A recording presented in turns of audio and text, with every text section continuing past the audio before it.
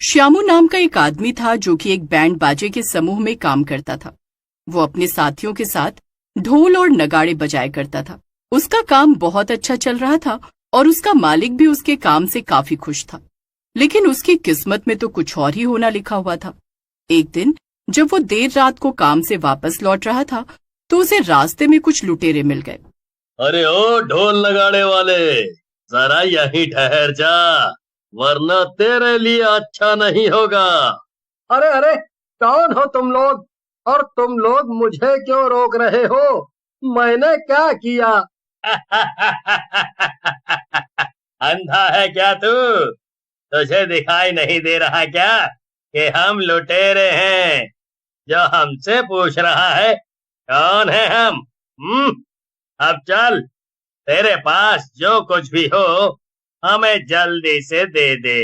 अरे, मेरे पास इस ढोल और नगाड़े के अलावा कुछ भी नहीं है, मुझे जाने दो।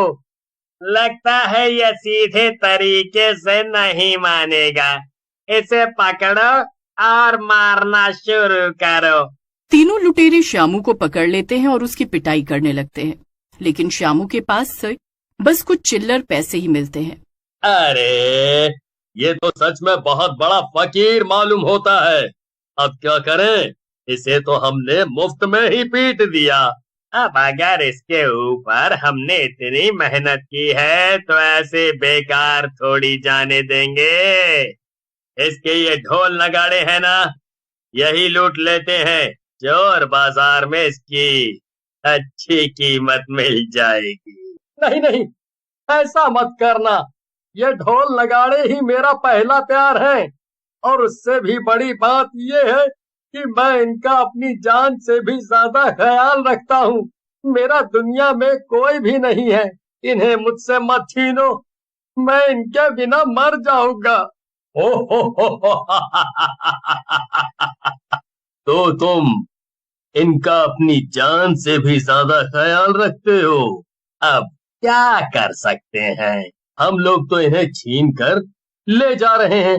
अगर तुम इनके बिना जी ना पाओ तो अपनी जान दे देना, ठीक है?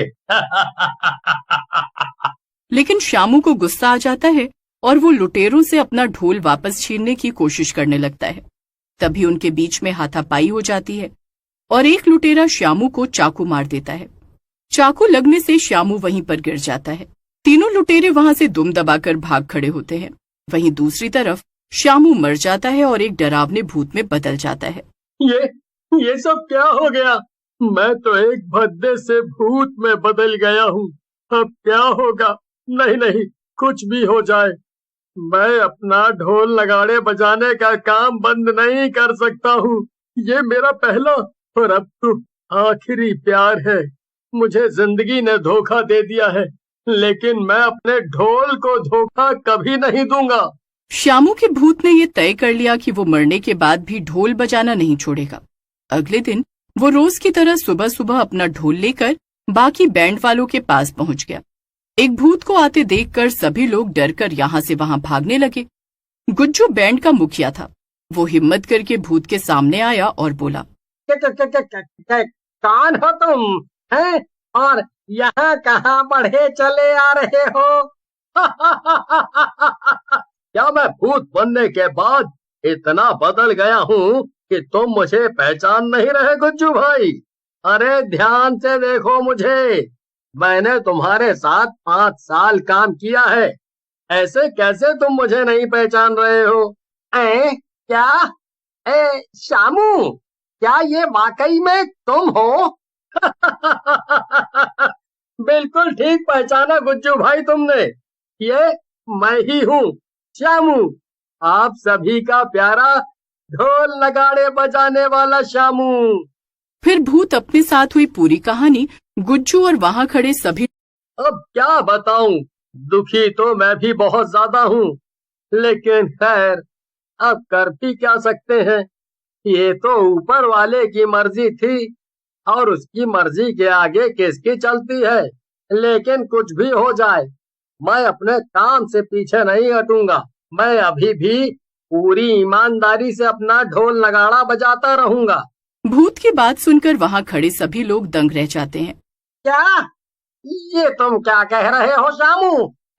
ये भला कैसे हो सकता है, हैं? तो तुम कैसे ढोल बजा सकते हो? अब तो तुम भूत बन गए हो ना। भूत ढोल नहीं बजा सकते क्या? अरे, मरने के पहले भी मैं ढोल बजाने में इतना माहिर था, और अभी भी तुम मुझे आजमा कर देख लो। बात कला की नहीं है श्यामू, बात यह है कि अगर एक भूत हमारे बैंड में ढोल बजाएगा तो लोग क्या कहेंगे? अरे, ऐसे तो लोग डर जाएंगे। तो तुम मुझे मना कर रहे हो? क्या तुम्हें अपनी जान प्यारी नहीं है? तुम्हारी मुझे मना करने की हिम्मत भी कैसे हुई? भूत की धमकी सुनकर वहां खड़े सभी लोग डर गए। मजबूरी में उन्हें भूत को भी अपने साथ ले जाने के लिए मानना ही पड़ा। गुज्जू ने बैंड के सभी लोगों को समझा दिया था कि उन्हें भूत के आसपास घेरा बनाकर रखना है ताकि उसे कोई देखने न पाए। बैंड के सभी लोग डरे हुए थे, लेकिन उनके पास और कोई रास्ता भी नहीं था। न चाहते हुए भी वो सब भूत को लेकर एक शादी में पहुंचे जहां पर उनके बैंड को बुलाया गया था। श्याम का भूत हमेशा की तरह जोर जोर से खूब जोश में आकर ढोल बजाने लगा। कुछ देर तक तो बाराती यहाँ वहां नाचते रहे और फिर वो सब बैंड वालों के बीचों बीच आकर नाचने लगे। आज मेरे यार की शादी है, आज मेरे यार की शादी है, लगता है जैसे सारे संसार की शादी है, आज मेरे यार की शादी है। अरे ढोल वाले, जरा दमदार ढोल बजाओ। बाराती की बात सुनकर भूत को गुस्सा आ जाता है। वो अपने ढोल बजाने की कला के बारे में कुछ भी उल्टा सीधा नहीं सुन सकता था। भूत को देखकर बाराती की आंखें खुली की खुली रह गईं और वो जोर जोर से चिल्लाने लगा। सभी लोगों ने नाचना बंद कर दिया और भूत को शादी में देखकर अफरा तफरी मच गई। फिर क्या था, सारे बारातियों ने मिलकर बैंड वालों पर हमला कर दिया और वो सब वहां से भाग खड़े हुए।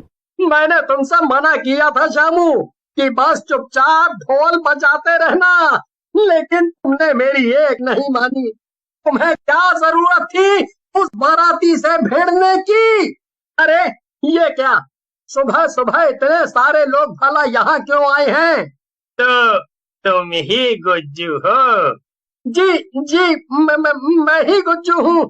कहिए, क्या काम है आपको?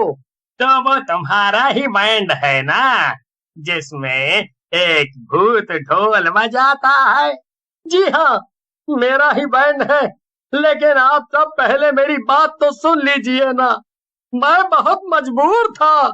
मैं उस भूत को जानबूझ के अपने साथ लेकर नहीं आया था। हम तो इसलिए आए हैं कि तुमसे बुकिंग ले सकें। क्या बुकिंग? और क्या?